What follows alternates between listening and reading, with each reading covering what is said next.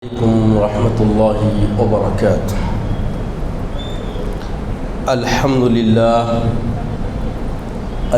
لله رب العالمين والعاقبة للمتقين والصلاة والسلام على سيد الأنبياء والمرسلين وعلى آله وصحبه وأزواجه وأهل بيته وأحفاده أجمعين دائما ابدا الى يوم الدين. بعد حمدی والصلاة فاعوذ باللہ من الشیطان الرجیم بسم اللہ الرحمن الرحیم. فَإِذَا قَضَيْتُم مَّنَاسِكَكُمْ فَاذْكُرُوا اللَّهَ كَذِكْرِكُمْ آبَاءَكُمْ أَوْ أَشَدَّ ذِكْرًا. صدق اللہ العظیم وصدق رسوله النبی الامین الکریم لمن الشاہدین والشاکرین. تمام تعریف اللہ رب العزت کے لیے سزاوار ہے جو ساری کائنات کا مالک و ملجا ہے، جس کے دست قدرت میں کل جہاں کی بادشاہت ہے، جو چاہتا ہے کر گزرتا ہے، اس کے اختیار کو کوئی روک نہیں سکتا. وہ قدیم ہے، ابد الآباد سے ہے اور ہمیشہ ہمیشہ رہنے والا ہے. میں گواہی دیتا ہوں کہ نہیں ہے کوئی معبود برحق لائق عبادت سوائے اللہ جل مجدہ کے، اور میں یہ بھی گواہی دیتا ہوں کہ محمد عربی صلی اللہ تعالی علیہ وآلہ وسلم اللہ کے بندے اور خاص رسول ہیں. صلاۃ والسلام نازل ہو ہمارے آقا نامدار حضور تاجدار محمد عربی صلی اللہ علیہ وسلم پر، آپ کی آل پر، آپ کے اصحاب پر. تمام تعریف اور شکر اس مالک کا بدل آنے کے بعد جتنا ہم اس کی طرف رجوع ہو جائیں، زندگی کے ہر لمحہ اسی کا عطا کردہ انعام اور اکرام. ہم جو پچھلے جمعہ سے پھر اس جمعہ اس کی بارگاہ میں حاضر ہونے کے لیے صحت مندی کے ساتھ آئے ہیں، یہ اس کے احسان عظیم اور احسان کریم کے ماں سوا کیا ہے. عزیزوں اور بزرگوں، اللہ رب العزت فرماتا ہے فَإِذَا قَضَيْتُم مَّنَاسِكَكُمْ فَاذْكُرُوا اللَّهَ كَذِكْرِكُمْ آبَاءَكُمْ أَوْ أَشَدَّ ذِكْرًا. بس جب تم اپنی عبادات پوری کر لو تو اللہ رب العزت کو اسی طرح یاد کرو كَذِكْرِ آبَاءَكُمْ، جیسے تم تمہارے آباء و اجداد کو یاد کرتے ہو، او اشد ذکرا، اور اس سے بھی زیادہ خوب ذکر کرو. تو گیا اللہ تبارک و تعالیٰ اپنی مشیت کو اپنے بندوں کے سپرد فرما رہا ہے. رب چاہتا ہے کہ تم اللہ کو اتنا یاد کرو کہ تمہارے بزرگوں کو جو تم اپنے آباء و اجداد کو یاد کرتے ہو، ان سے بھی زیادہ اللہ کا ذکر ہونا چاہیے، اللہ کی یاد ہونا چاہیے. اللہ کو بندوں کا ذکر کرنا بہت پسند ہے. جتنا بندہ ذکر کرتا ہے اللہ اتنا اس سے خوش ہوتا ہے، اور ذکر کے ذریعے ہی اللہ کے انعام کی راہ، اللہ کے تقرب کی راہ، اللہ کی رضا جوئی کی راہ ہموار ہوتی ہے. جیسے اللہ کیا فرماتا ہے فَاذْكُرُونِي أَذْكُرْكُمْ وَاشْكُرُوا لِي وَلَا تَكْفُرُونِ. ذکر سے جڑی ہوئی بات دیکھیے، تم میرا ذکر کرو میں تمہارا ذکر کرتا ہوں. وَاشْكُرُوا لِي وَلَا تَكْفُرُونِ. تو ذکر کرنا گویا رب العزت کا شکر بجا لانا ہے، اور جو ذکر کے ذریعے رب کے شکر سے جڑتا ہے تو اللہ تعالیٰ فرماتا ہے لَأَزِيدَنَّكُمْ، میں تم کو اور نوازتا ہوں. اگر کوئی بندہ چاہتا ہے کہ اس کی آنے والی زندگی پچھلی زندگی سے بہتر تر ہو جائے، اچھی سے اچھی ہوتی چلی جائے، تو اسے خوب ذکر کرنا ہوگا، اسے خوب اللہ کو یاد کرنا ہوگا. تو یہ یاد ہونے کے لیے معاملہ کیا ہوتا ہے؟ اللہ تعالیٰ ہی ہے جو تمہارے دلوں میں محبت ڈالتا ہے۔ وَأَلَّفَ بَيْنَ قُلُوبِهِمْ لَوْ أَنفَقْتَ مَا فِي الْأَرْضِ جَمِيعًا مَا أَلَّفْتَ بَيْنَ قُلُوبِهِمْ وَلَكِنَّ اللَّهَ أَلَّفَ بَيْنَهُمْ إِنَّهُ عَزِيزٌ حَكِيمٌ۔ اللہ رب العزت فرماتا ہے وَأَلَّفَ بَيْنَ قُلُوبِهِمْ، اور اس نے مسلمانوں کے درمیان محبت پیدا کی، الفت پیدا کی۔ یہ جو محبت ہوتی نا، یہ کوئی کسی کے کردار سے، کسی کی عادت سے ہوتا، یہ ذہن جو ہماری نفسیات ہے، یہ ایک لخت صرف فہم کی حد تک ٹھیک ہے، ورنہ اس کو قبول کرنا قدرتی معاملے کے بالکل خلاف ہے۔ بلکہ جو محبت دلوں میں آتی ہے، قلوب میں آتی ہے، یہ محبت ڈالنے والا کون؟ اللہ فرماتے ہیں وَأَلَّفَ بَيْنَ قُلُوبِهِمْ، رب ہی ہے جو ان کے درمیان محبت ڈال دیا۔ دلوں میں محبت ڈالنے والا کون ہے؟ اللہ رب العزت ہے۔ لو انفقت ما فی الارض جميعا ما الفت بین قلوبہم، اللہ فرماتا ہے اگر تم ما فی الارض جميعا، جو کچھ زمین میں ہے، روئے زمین کی ہر چیز کو خرچ کر دیتے تو بھی تم ان کے درمیان میں محبت ما الف بین قلوبہم، محبت پیدا نہیں کر سکتے۔ دو دل کے درمیان زمین کے اندر ما فی الارض جميعا، جو کچھ ہے تم خرچ کر دے کے اگر محبت پیدا کرنا چاہتے ہو، ما الف بین قلوبہم، ان کے درمیان الفت محبت پیدا نہیں کر سکتے۔ یہ چیلنج ہے اللہ کا۔ پھر اللہ فرماتا ہے وَلَكِنَّ اللَّهَ أَلَّفَ بَيْنَهُمْ، اور لیکن اللہ ہی نے ان کے درمیان محبت پیدا کی۔ إِنَّهُ عَزِيزٌ حَكِيمٌ، بے شک اللہ تبارک و تعالی بڑی حکمت والا ہے، زبردست بخشش کے ساتھ، تو عزیز اور بزرگ ہو۔ اس آیت کریمہ سے معلوم کیا ہوا کہ دلوں میں الفت، دلوں میں محبت، دلوں میں مانوسیت، یہ سب جو ہوتا ہے یہ من جانب اللہ ہوتا ہے۔ کیسا تھا بولیے؟ یہ سب اللہ کی طرف سے ہوتا ہے۔ اللہ تبارک و تعالیٰ اس کا کارساز ہے۔ آپ کو معلوم ہونا چاہیے، حضرت انس بن مالک رضی اللہ عنہ سے روایت ہے، فرماتے ہیں کہ ان یقولا، کہ ہم دیکھتے کہ اللہ کے حبیب صلی اللہ علیہ وسلم فرماتے تھے یا مقلب القلوب ثبت قلبی علی دینک، اے دلوں کو پھیرنے والے مالک میرے دل کو دین اسلام پہ مضبوط فرما دے، ثبت قائم فرما دے۔ فقلت، بس ہم نے عرض کیا یا رسول اللہ، اے اللہ کے نبی صلی اللہ علیہ وسلم، آمنا بک وبما جئت به فهل تخاف علینا، اے اللہ کے وسلم آپ جو کچھ لائے ہیں، آمنا ہم ایمان لائے، بکا آپ پر، وبما جئت به اور جو کچھ آپ لے کے آئے کلام اللہ، اس پر بھی ہم پورا معاملہ پورا مضبوطی سے ہم اس پہ تھبے ہوئے، فهل تخاف علینا، اس کے بعد بھی آپ ہم پہ خوف کھاتے ہیں؟ آپ پر ہم ایمان لائے، آپ پہ ہم یقین رکھتے ہیں، آپ پہ ہم اعتماد کرتے ہیں، اور نہ صرف آپ پہ اعتماد کرتے ہیں بلکہ جو کلام اللہ آپ نے پیش کیا ہے، جو احکام خداوندی آپ نے بیان کیا ہے، اس پر بھی ہم یقین رکھتے ہیں اور اس پہ عمل پیرا بھی ہیں، اس کے بعد بھی کیا آپ کو خدشہ ہے مجھ سے، ہم سے؟ قال، اللہ کے رسول نے فرمایا نعم، ہاں۔ کیا بولے؟ ہاں۔ ان القلوب بین اصبعین من اصابع اللہ یقلبها کیف یشاء، بولے دل کیا ہے؟ سب کے دل اللہ کے دو انگلیوں کے درمیان ہے، بین اصبعین، اللہ کے دو انگلیوں کے درمیان ہے، من اصابہ اللہ یقلبها کیف یشاء، اللہ جسے جیسا چاہتا ہے اس کے دل کو پھیر دیتا ہے۔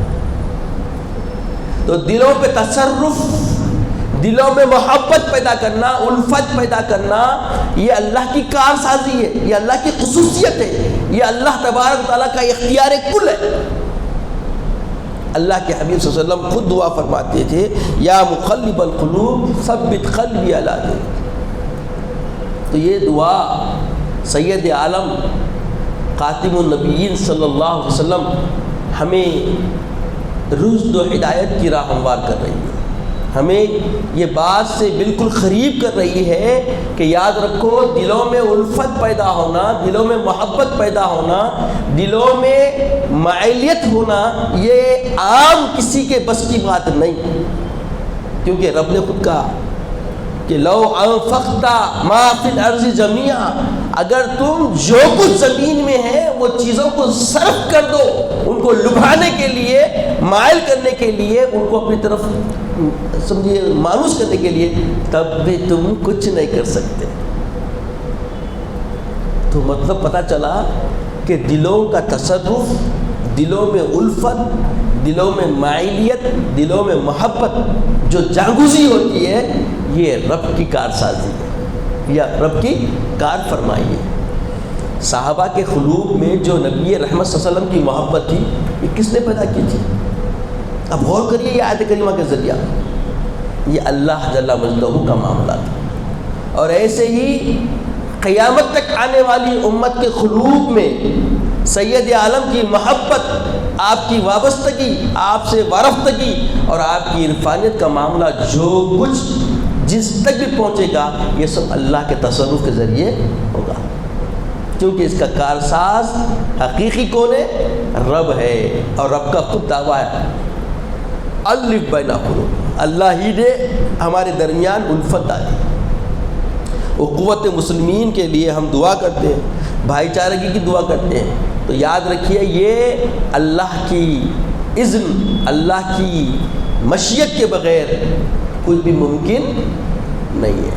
آج آپ ذہن میں رکھیں کہ یہ جو محبتوں کا معاملہ دلوں کے اندر کس کا ہے؟ یہ رب کا بنایا ہوا ہے، رب کا فیصلہ ہوتا ہے، رب کی اذن ہوتی ہے، رب کی مشیت ہوتی ہے، تبھی دلوں میں الفت و محبت ہوتی ہے۔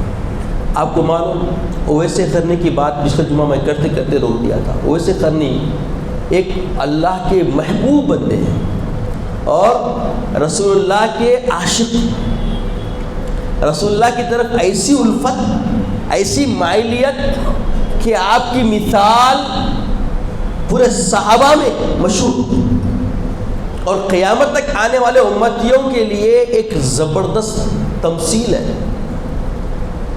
ایسے عاشق رسول کہ اللہ کے نبی صلی اللہ علیہ وسلم کا کبھی ان زندگی میں دیدار نہیں کیے، کر لیتے تو صحابی ہوتے تھے۔ آپ تابعی ہیں، آپ کیا ہے بولیے؟ آپ تابعی ہے، مگر فطرتاً اللہ نے ان کے قلب میں حبیب پاک علیہ رحمت کی ایسی الفت و محبت جاگوزی فرما دی کہ جب انہوں نے سنا کہ سید عالم صلی اللہ علیہ وسلم کے دندان مبارک شہید ہو گئے، تو محبت کی انتہا دیکھو کہ ایک پتھر لے کے، ارے میرے حبیب پاک کیسے دکھتے ہوں گے دانت ٹوٹنے کے بعد، شاید یہ دانت ٹوٹ گیا، ایک توڑے، دو توڑے، ایسے کرتے کرتے سارے دانت نکال دیے۔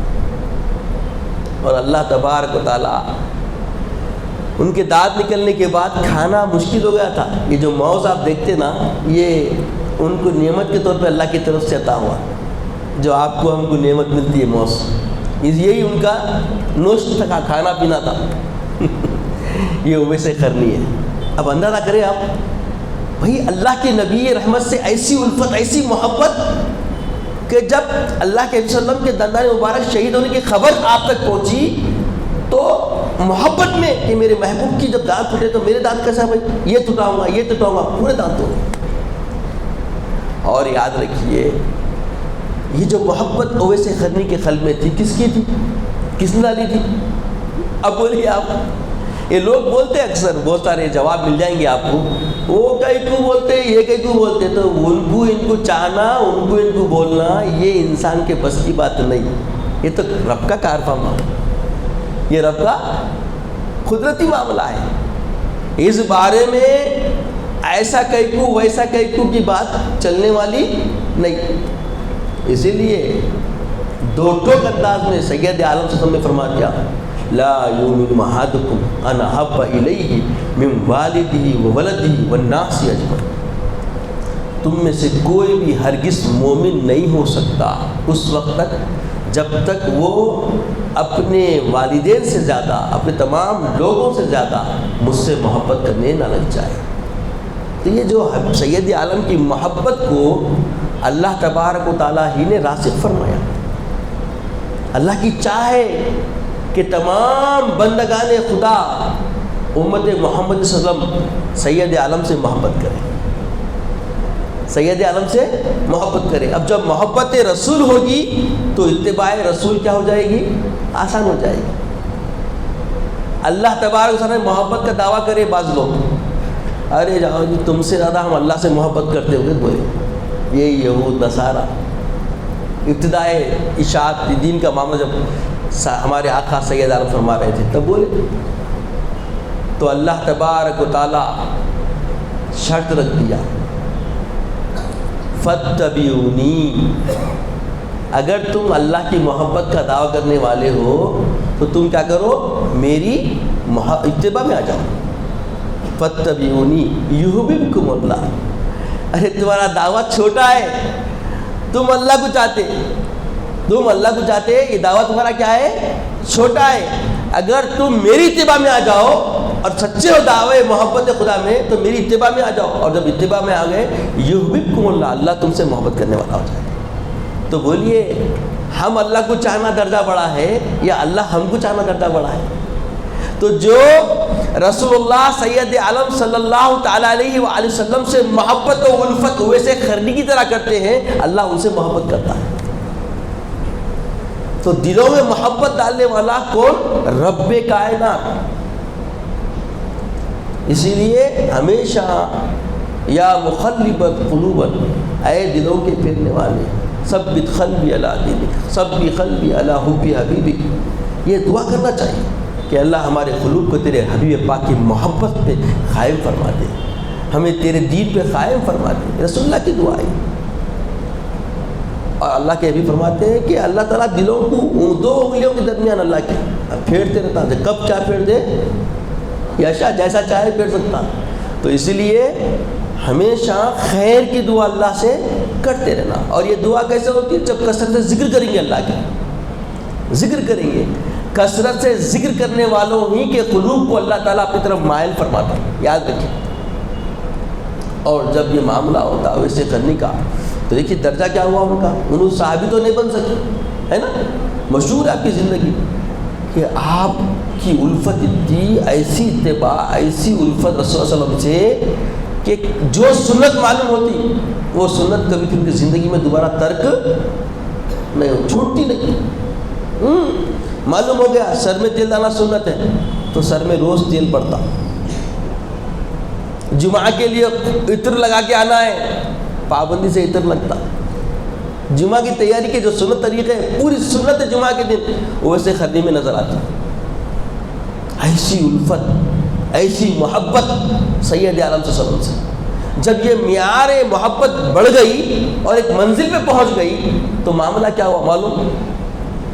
جب اللہ کے نبی صلی اللہ علیہ وسلم کا آخری وقت آیا تو سید عالم نے صحابہ حضرت علی کرم اللہ وجہہ الکریم اور حضرت سیدنا عمر فاروق کو بلایا، اپنا خبا مبارک اور اپنا امام مبارک ان کے حوالے کر کے بولے کہ دیکھو خراساں کے فلاں مقام پہ چلے جانا، وہاں پہ میرا دیوانہ، میرا محب، میرے سے الفت کرنے والا ویسے کرنی ہوگا، اس کی فلاں فلاں علامتیں ہیں، جن میں یہ علامتیں دیکھو تو سمجھ جاؤ کہ یہی ویسے کرنی ہے، اور یہ اس سے کہنا کہ یہ خبا پہن کر یہ امام شریف اپنے سر پہ رکھ کر میری امت کے لیے دعا کریں۔ اللہ اکبر، اللہ اکبر۔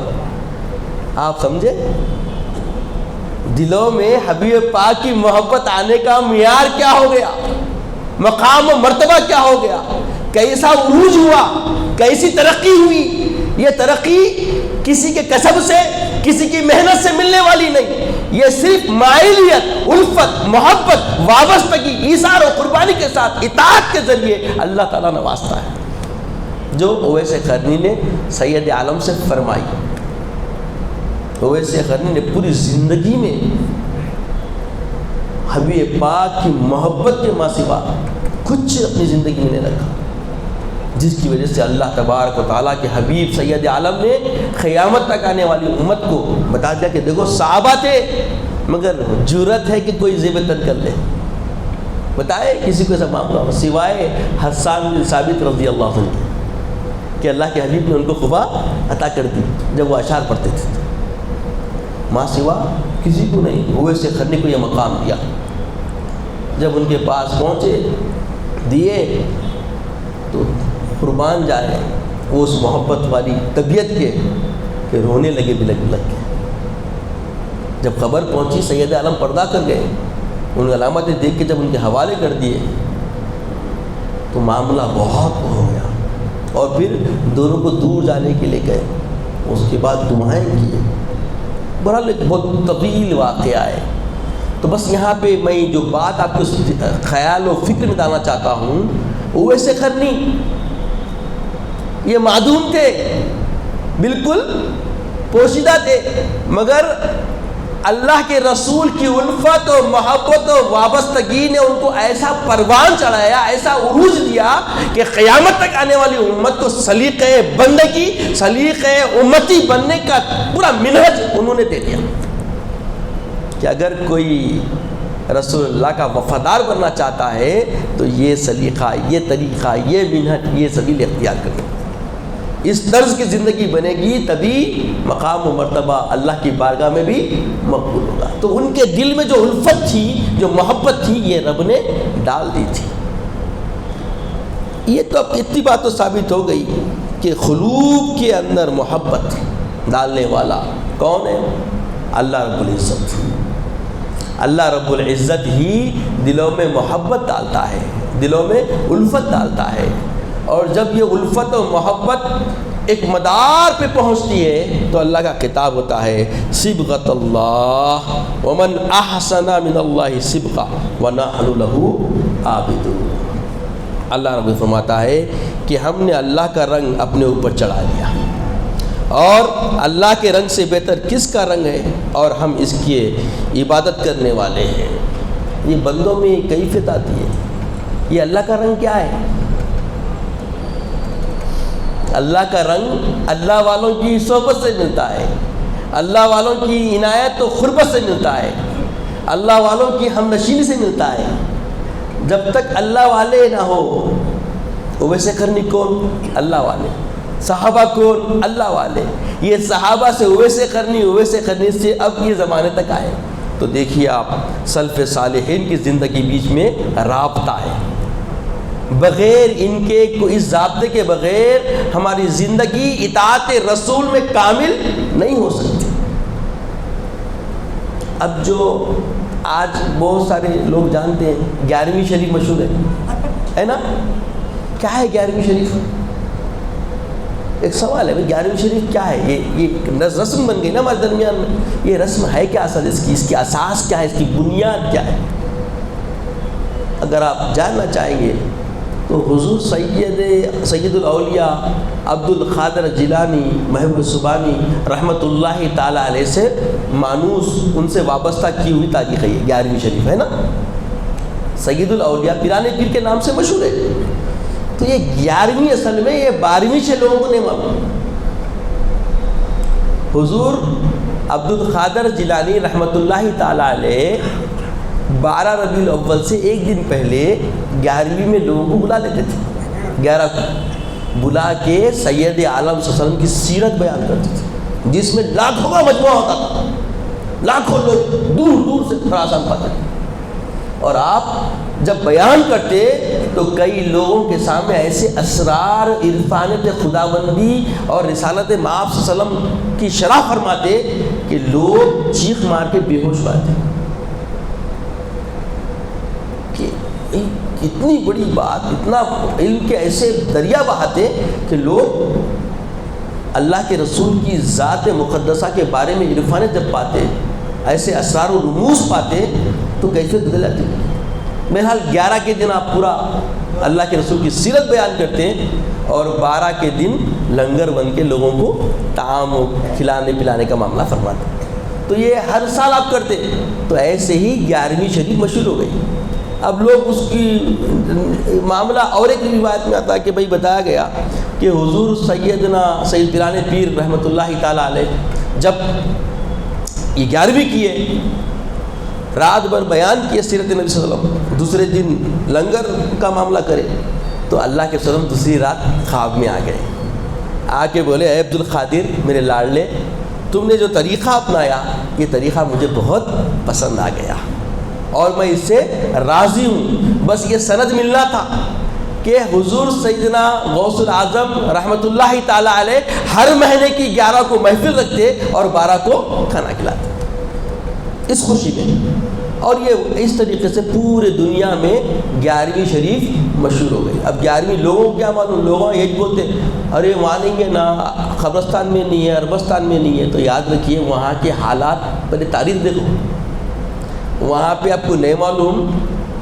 اصحاب صفہ کے چبوترے پہ مالکنی کے فاتحہ ہوتے ہیں، ہم اپنے آنکھوں میں دیکھیں، وہاں بتاسے کھائے، ہم وہاں کے بتاسے وہاں ملتے نہیں بازار میں، مگر وہاں بتاسے بٹے، اب سوچیے آپ وہاں بتاسے بٹے، ہم کو دیکھ کے حیران ہو گئے یہ کیا معاملہ ہے، وہ یہاں کیسا یہ سب۔ تو وہاں پہ سنیت کا معاملہ بالکل محفوظ رکھ کے کافی اللہ کے رسول کے عاشقین اپنی زندگیاں بسر کر رہے ہیں، اور وہاں بہت سارے اس کے پیچھے تاریخ کے پہلو ہیں، کسی موقع سے انشاءاللہ آپ کے سامنے رکھنے کا موقع آیا تو ضرور رکھوں گا، مگر یاد رکھیں کہ پوری دنیا میں اہل سنت والجماعت بالکل مضبوط سواد اعظم کی طرح پھیلے ہوئے ہیں۔ یہ اور بات ہے کہ کچھ کم علم لوگ جہالت کی نظر ہوتے ہیں، دو طرف کا نقصان ہوا، ایک تو یہود و نصارہ کی سازشوں نے نقصان پہنچایا جس کی وجہ سے کئی فرقے ہمارے درمیان بیرا روی کا شکار ہو گئے، گمراہی کا شکار ہو گئے، اور کچھ لوگ غلو کر کے اتنا غلو کر دیے۔ اب دیکھیے 11ویں شریف اس کی اساس معلوم ہو گئی، اس کی اصل معلوم ہو گئی، مگر اس 11ویں کے نام سے بہت سارے لوگوں نے کچھ ڈھونگی پہلو اختیار کیے ہیں۔ اب وہ چیدہ کہ اتنا سمجھ لیجئے کہ ایک علم ہے، یہ علم کیا ہے؟ سنیت کی پہچان، سمجھ گیا؟ مسلمان کی پہچان ہے یہ، سنیت کی، اہل سنت جماعت کی خاص کر۔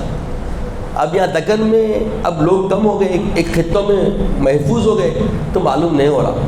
پہلے کیا تھا، یہاں پہ شیعہ سنی کو پہچاننا مشکل ہو گیا تھا، آپس ہی بہت سارے نزاع کی کیفیت ہوتی تھی، تو تشخص کے لیے وہ لوگ لال اور کالا جھنڈا لگاتے تھے یا ہرا جھنڈا غوث پاک کے نام سے۔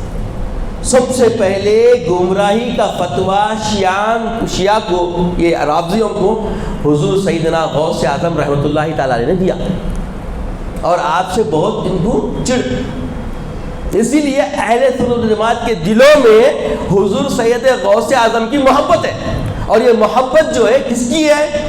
محبت ہے بولے تو آپ سوچیں گے کیا ہے، تو بنیاد آج کی آیت کریمہ ہماری رہنمائی کر رہی ہے کہ اللہ تعالیٰ نے ڈالا حضور غوث پاک سے جو محبت ہے، یہ اللہ کی ڈالی ہوئی محبت ہے، آپ لاکھ کچھ بھی کر لو نکلنے والی نہیں، کیونکہ سیدنا حضور غوث العظم دستگیر رحمت اللہ تعالیٰ علیہ ایسی اتباع رسول سے اپنے آپ کو جوڑے ہیں کہ وہ خود اپنی زندگی کی مثال رکھتے ہیں۔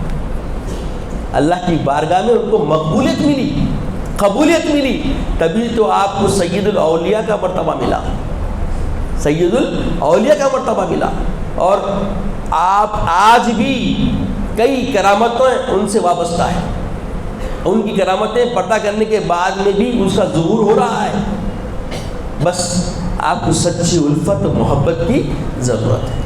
جس کے دلوں میں سچی محبت ہے ان کو نفع، ان کو فائدہ بے بہا پہنچ رہا ہے۔ یہ اور بات ہے کہ لوگ جب شک میں آتے ہیں تو سمجھ جائیے ایمان کی بھی خیر نہیں ہے، ایمان کی بھی خیر نہیں ہے۔ یہ تو یقین کی بات آپ کے ساتھ کر رہا ہوں میں، یاد رکھیے ایمان کی بقا تقویت یقین سے پیدا ہوتی ہے۔ جب دعویٰ کرے کہ ہم اللہ سے بہت محبت ہیں تو بولے بہت محبت کرتے تم اللہ سے، فاتبعونی یحببکم اللہ، بس اتنے چینج کر لو، خالی تم میری اتباع میں آ جاؤ، اللہ تم سے محبت کرے گا۔ ہائے ہائے ہائے ہائے۔ تو حضور سید غوث العظم دستگیر رحمۃ اللہ پیران پیر کیسی محبت کرتے تھے سید عالم صلی اللہ علیہ وسلم سے، وہ محبت ہی کا نتیجہ تھا کہ آپ کو سند ملی کہ آپ کی 11ویں مقبول بارگاہ رسالت ہو گئی. نہ صرف مقبول بارگاہ رسالت ہو گئی کہ ہر عام اور خاص اس سے وابستہ ہو گئے, اس سے وابستہ ہو گئے. آج بھی 11ویں ہوتی ہے, اور 11ویں کوئی الگ سے کوئی رسم نہیں ہے, یہ اصل میلاد ہے, کیونکہ رسول اللہ نے پسند فرمایا تھا ان کی 11ویں کو, اسی نسبت سے یہ چل پڑی. تو یہ ایسا ہونا آسان کام نہیں. پھر دل سے ہونا, کس سے ہونا؟ پھر دل سے. اہتمام کیسا ہوتا ہے دیکھیے آپ, اللہ اللہ. ہاں یہ اور بات ہے, کچرے کنڈی نکالے, جھنڈا لگا دیے, یہ جو بن رہا نا یہ جہالت ہے. یہ عام ہوگا جہاں خوب کچرا پڑ رہا تو لوگ کیا کرتے, ارے حکومت نہیں, احترام. یہ اور یہ بھی دیکھیے آپ, اس کا فیض بھی دیکھیے. جب جھنڈا لگ جاتا کچرا پڑنا بند ہو آتا. یہ بھی آپ دیکھے ہوں گے نا, ہوتا نہیں ہوتا ایسا؟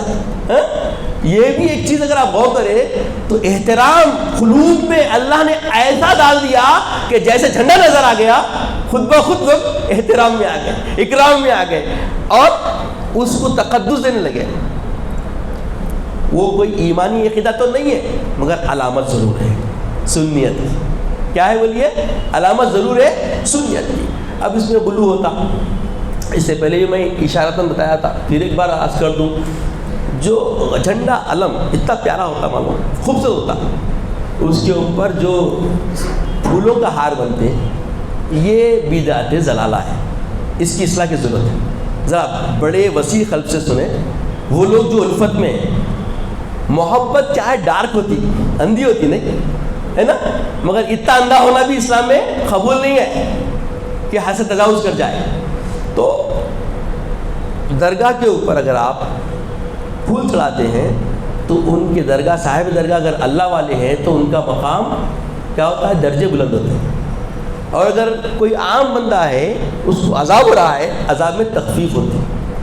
اب جھنڈے میں بنتے آپ, نہ وہ مزار ہے نہ وہ کوئی عام خبر ہے, وہ تو ہماری تشخص ایک پہچان ہے سنیوں کی, تو اس کا شیپ خراب ہوا تھا. تو یہ جو آپ بن رہی اسراف میں آ رہا. کس میں آ رہا؟ اسراف میں آ رہا. اور اللہ فرماتا ہے ان المبذرین کانوا اخوان الشیاطین, بیجا خرچ کرنے والے شیطان کے بھائی. کتنی بڑی وعید ہو رہی. تو خدا را ایسا اسراف سے بچیں اور اپنا پیسہ ضائع نہ کریں اور نقصان کی راہ اختیار نہ کریں. اللہ تعالیٰ سے دعا ہے کہ یا الہ العالمین ہمیں نیک توفیق عطا فرما, نیک ہدایت عطا فرما. مولا ہمیں تیرے محبوب کی محبت سے اور تیرے محبوب کے وابستگان کی الفت سے ہمیں مولا ثابت قدمی کے ساتھ جڑے رہنے کی توفیق عطا فرما. مولا عزت کی اسلام کی زندگی عطا فرما, خاتمہ بالخیر فرما, وقت نزا کلمہ طیبہ عطا فرما, اپنے حبیب پاک صلی اللہ علیہ وسلم کا دیدار عطا فرما. مولا ایسی محبت ہمیں عطا فرما جیسا تو نے صحابہ رضوان اللہ علیہم اجمعین کو عطا فرمائی تھی. مولا ہم سب کے درمیان وہ اخوت اسلامی بھائی چارگی عطا فرما جو تو نے تابعین طب تابعین کے درمیان پیدا فرما دی تھی. مولا ہمارے فلسطین کے بھائیوں کی مدد فرما. مولا ہمارے فلسطین کے بھائیوں کی مدد فرما. مولا ان کی حفاظت فرما, ان کی غیبی مدد فرما. مولا فلسطین کی مسجد کو مولا آزادی عطا فرما. مولا فلسطین کی مسجد کو آزادی عطا فرما. مولا فلسطین کی مسجد کو آزادی عطا فرما. اسلام کا بول بالا فرما. مولا اسلام کا بول بالا فرما. مولا مسلمانوں کی عزت و آبرو کی حفاظت فرما.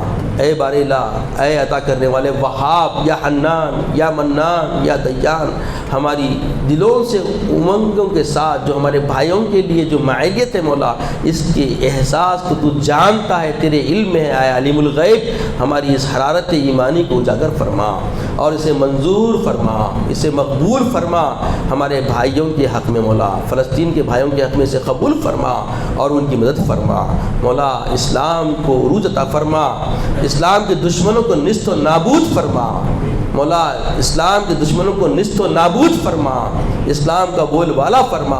مولا اسلام کو عروج عطا فرما, وابستگان دین کو مولا مدد فرما, خیر کا معاملہ فرما. وصلی اللہ تعالیٰ علی خیر خلقہ و نور عرشہ محمد مبارک وسلم والحمد للہ رب العالمین.